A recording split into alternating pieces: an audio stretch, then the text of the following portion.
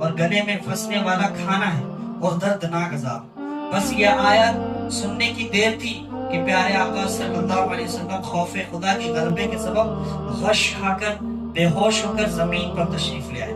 پیارے اسلامی بھائیو، غور فرمائیے، ہمارے آقا صلی اللہ علیہ وسلم کی شان یہ ہے کہ زمین یا آسمان، یہ پوری کی پوری کائنات اللہ پاک نے آپ کے صدقے میں بنائی، اور جنت آپ کی ملک ہے۔ روز قیامت آپ صلی اللہ تعالی علیہ وسلم اللہ تبارک و تعالیٰ کے سب سے زیادہ محبوب ہوں گے۔ آپ ہی ہوں گے جو سب سے پہلے جنت کا دروازہ کھلوائیں گے، اور آپ ہی ہوں گے جو ہم جیسے مجرموں گناہ گاروں کو اپنے دامن شفاعت سے جنت میں پہنچوائیں گے۔ اتنی بلند شان، ایسی اعلیٰ عزت ہونے کے باوجود ہمارے آقا صلی اللہ علیہ وسلم کا خوف خدا کے عالم کیا تھا کہ آپ صلی اللہ علیہ وسلم نے خوف آخرت پر مبنی آیات سن کر بے ہوش ہوئے۔ ایک تو یہ روایت، اس کے علاوہ کتنی روایت جن میں بات واضح طور پر بیان کی گئی کہ آپ صلی اللہ علیہ وسلم تلاوت سنتے یا خود تلاوت فرماتے تو آپ صلی اللہ علیہ وسلم کی مبارک آنکھوں سے آنسو جاری ہو جاتے۔ لیکن ہمارا حال اس کا برعکس ہے، ہمارا حال اس کا الٹا ہے۔ قرآن کریم ہمارے گھروں پر الماریوں کے اندر سجے اور دھجے رکھے ہیں، سجاوٹ کے ساتھ ہم نے رکھ دیا ہے الماریوں کے اندر، غلاف چڑھا کر اس کو قرآن پاک کو سجا کر رکھ دیا ہے، لیکن کھولنے کی توفیق نصیب نہیں ہو رہی۔ اس کی وجہ یہ ہے کہ گناہ جو بندہ کرتا ہے تو گناہ کے ذریعے دل کی سختی ہو جاتی ہے۔ جب دل سخت ہوتا ہے تو قرآن پاک کی جو تلاوت کی توفیق ہوتی ہے وہ اللہ تبارک و تعالیٰ ہم سے چھین لیتا ہے۔ یہ یاد رکھ لیں کہ بد نگاہی کی جو نحوست ہے یہ بڑی خطرناک ہے۔ بد نگاہی کی نحوست سے اللہ تبارک و تعالیٰ اپنے سجدے بھی لوگوں سے چھین لیتا ہے۔ جب بندہ کسی غیر محرم کو دیکھتا ہے، جب بندہ کسی غیر محرم عورت کو دیکھتا ہے تو اللہ تبارک و تعالیٰ اس کی جو نظر ہوتی ہے، اس کی نظر میں اللہ تبارک و تعالیٰ برائی جو ہے اس کے پیدا کر دیتا ہے۔ جب برائی اس کی نظر میں پیدا ہوتی ہے تو پھر اس کے دل میں بھی سختی پیدا فرما دیتا ہے، جس کی وجہ سے اللہ تبارک و تعالیٰ قرآن پاک کی جب وہ تلاوت اگر کرتا بھی ہے تو اس کو لذت اور مزہ محسوس نہیں ہوتا۔ اگر قرآن کریم کی تلاوت بھی کرے گا تو اس کو وہ چاشنی، وہ لذت نصیب نہیں ہوگی جو بد نگاہی سے پہلے ہوا کرتی۔ جب آپ نماز کے لیے کھڑے ہوں گے تو آپ کو نماز میں مزہ نہیں آتا۔ بہت سارے لوگ کہتے ہیں نماز تو پڑھتے ہیں لیکن دل نہیں لگتا، نماز پڑھتے ہیں لیکن مزہ نہیں آتا، نماز تو پڑھتے ہیں بس ایسے پڑھ کے چلے جاتے ہیں، فارمیلٹی ادا کر کے چلے جاتے ہیں، اور بس جو ہے چل رہا ہوتا ہے جیسے چل رہا ہو۔ وجہ یہ ہوتی ہے کہ قرآن پاک کی تلاوت میں یا نماز میں یا اللہ کی عبادت میں کسی بھی کام میں اسی وقت آپ کا دل جمے گا، اسی وقت آپ کا دل لگے گا جب تک آپ گناہوں سے اپنے آپ کو نہیں روکیں۔ گناہ سے روکنا یہ بڑی اہم چیز ہے۔ اللہ تعالیٰ قرآن حکیم میں ارشاد فرماتا ہے کہ مومن مردوں سے کہہ دیجئے، مومن مردوں سے کہہ دیجئے کہ وہ اپنی نگاہیں کچھ نیچے رکھیں۔ یہ مومن مرد کے لیے نہیں ہے بلکہ اس میں عورت کا بھی ذکر ہے۔ آگے فرمایا مومن عورتوں سے کہہ دیجئے، پیارے آقا صلی اللہ علیہ وسلم سے فرمایا جا رہا ہے، اللہ پاک فرما رہا ہے کہ مومن عورتوں سے بھی کہہ دیجئے کہ اپنی نگاہیں کچھ نیچے رکھیں۔ تو یہاں پر دونوں کو حکم دیا گیا۔ کہیں کہیں ایسا ہوتا ہے قرآن پاک میں کہ مرد کو حکم دیا جا رہا ہوتا ہے تو عورت بھی اس کے اندر شامل ہوتی ہے، لیکن یہاں پر الگ سے حکم دیا گیا۔ تو آپ اس کا اندازہ لگائیں کہ جب الگ سے حکم دیا جا رہا ہے تو حکم کتنا سخت ہوگا کہ اللہ تبارک و تعالیٰ الگ سے ہر چیز کا ذکر نہیں فرماتا، لیکن جہاں حکم سخت بیان کرنا ہوتا ہے، جہاں اللہ تبارک و تعالیٰ ترہیب کا مقصود ہوتا ہے، ڈرانا مقصود ہوتا ہے، وہاں پر اللہ تعالیٰ الگ سے ذکر فرماتا ہے۔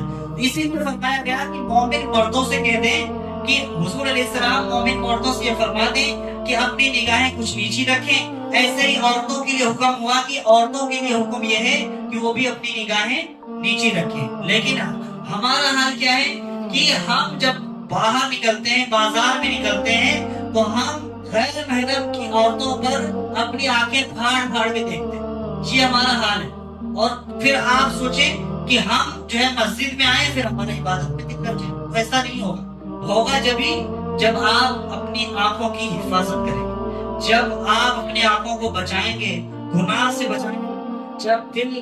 جب بندہ آنکھ سے دیکھتا ہے کوئی چیز تو اس کے دل میں دوسری چیز کی خواہش پیدا ہوتی ہے، پھر جب بندہ دل میں خواہش پیدا کر لیتا ہے تو اس کی شرمگاہ بہکتی ہے۔ اس لیے امام غزالی رحمۃ اللہ علیہ فرماتے ہیں کہ جب آنکھ بہکتی ہے تو دل بہکتا ہے، جب دل بہکتا ہے تو شرمگاہ بہکتی ہے۔ تو ہمیں اپنے آپ کو قابو کرنے کی حاجت ہے، ہمیں اپنے آپ کو گناہ سے بچانے کی حاجت ہے، ہمیں اپنے آپ کو، اب مثال کے طور پر رمضان مبارک ہی گزر جائے گا، یہ رات بھی گزر جائے گی، پھر ہم عید کی خوشیاں منانے کے بعد پھر ہم جو ہے اسی طرح کا اپنا انداز جو پہلے ہوا کرتا تھا رمضان سے پہلے وہی انداز ہم اپنا لیں۔ تو لہٰذا گناہ جو ہے وہ ہمیشہ گناہ ہوتا ہے، چاہے وہ رمضان میں ہو چاہے رمضان کے علاوہ ہو۔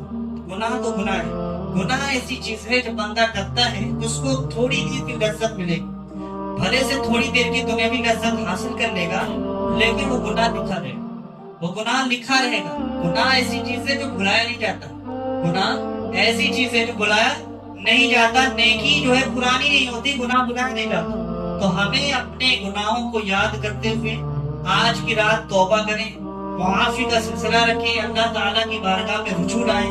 اللہ تعالیٰ قرآن پاک میں ارشاد فرماتا ہے، یا ایھا الذین آمنوا توبوا الی اللہ توبۃ نصوحا، اے ایمان والو اللہ کی طرف سچی اور پکی توبہ کرو۔ ایسی توبہ توبۃ نصوحا اس توبہ کو کہتے ہیں جس توبہ کے بعد گناہ کرنے کا ارادہ نہ ہو، ایسی توبہ کہ بس اب گناہ کرنا ہی نہیں۔ ایک انسان ہے جو انسان گناہ تو کر لیتا ہے، پھر اس کے بعد اس پر اس کو ملال ہوتا ہے، اگر وہ ملال اس کے اندر نہیں ہے کہ اگر گناہ ہوا اس کو کچھ ٹینشن ہی نہیں، گناہ مثال کے طور پر جماعت چھوٹی، جماعت سے نماز نہ پڑھنا ایک گناہ ہے، جماعت سے نماز نہ پڑھنا ایک گناہ ہے۔ اب جماعت چھوٹی تو کئی لوگ ایسے ہوتے ہیں جن کو کوئی پریشانی نہیں ہوتی، ان کو پریشان ہونے کی حاجت ہی نہیں، وہ جماعت چھوٹ گئی تو چھوٹ رہی، جماعت ہی تو چھوٹ رہی، کیا بولیں گے جماعت ہی تو چھوٹ رہی ہے، نماز بھی نہ چھوٹ رہی۔